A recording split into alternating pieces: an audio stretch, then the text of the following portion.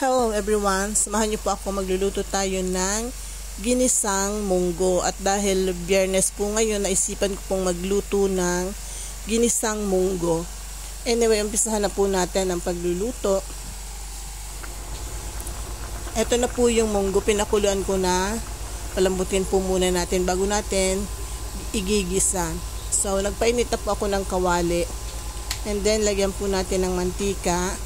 Magigisa po tayo ng sibuyas, bawang at kamatis.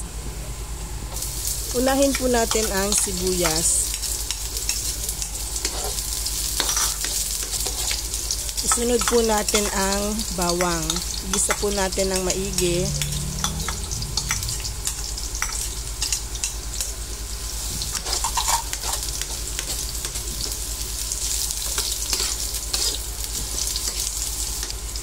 Ngayon, sunod po natin ang kamatis. Lulutuin po natin ng maigi yung kamatis para po hindi madaling mapanis yung ating ulam.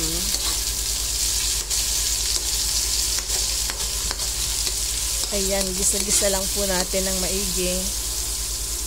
Ngayon naman po ilagay na natin yung baboy.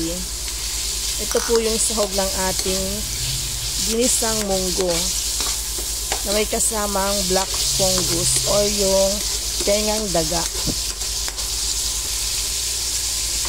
Ngayon naman po lalagyan natin ng tubig para po sa pagpapalambot ng ating sahog. So takpan po natin, tayaan natin kumulo hanggang sa lumambot or maluto yung baboy. So ngayon naman po ilagay na natin yung tengang daga.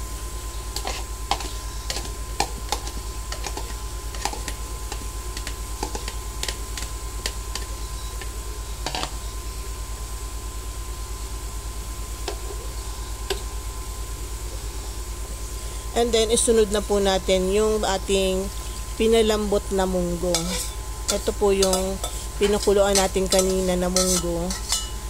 Isasabay na po natin dito sa ating ginisang mga sahog.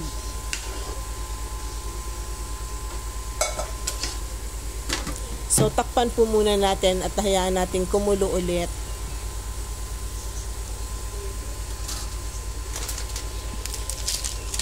And ngayon naman po, ilalagay na natin yung chicharon baboy. Dahil luto na po yung ating sahog, malambot na po yung baboy, ilagay na rin po natin yung chicharon baboy. Hindi po muna tayo maglalagay ng asin kasi maalat po itong chicharon baboy. Mamaya na po tayo magdadagdag ng asin kapag pumatabang yung ating ginisang munggo.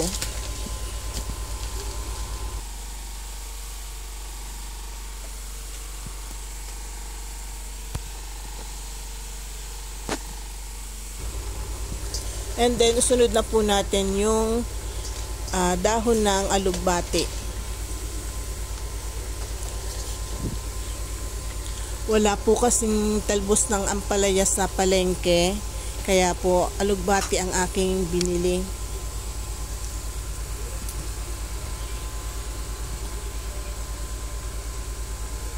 So, this time po ay luto na po ito and ready to serve na po ang ating ginisang munggo. Sana po nagustuhan nyo ang video na to, at kung nagustuhan nyo po, huwag kalimutang mag-like, share, comment, and follow.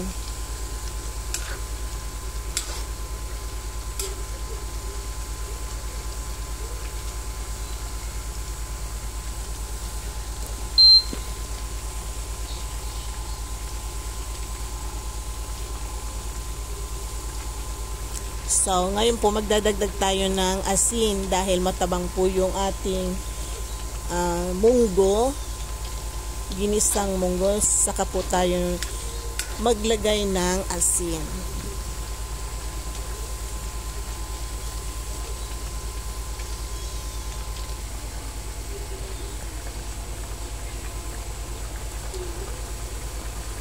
So, see you again on my next video.